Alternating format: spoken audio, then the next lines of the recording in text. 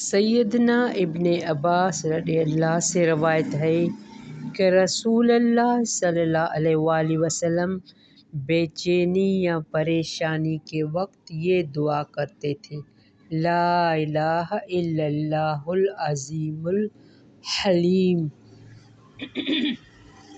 ला इलाहा इल्लल्लाहुल रब्बुल अर्शिल अज़ीम, ला इलाहा इल्लल्लाहु रब्बुस समावात व रब्बुल अर्द व रब्बुल अर्शिल करीम। अल्लाह के सिवा कोई माबूद नहीं जो बहुत बड़ा बहुत बुर्दबार है। अल्लाह के सिवा कोई माबूद नहीं जो अर्श अज़ीम का रब है। अल्लाह के सिवा कोई माबूद नहीं जो आसमानों और ज़मीन का रब है और अर्श करीम का रब है। इसको सही बुखारी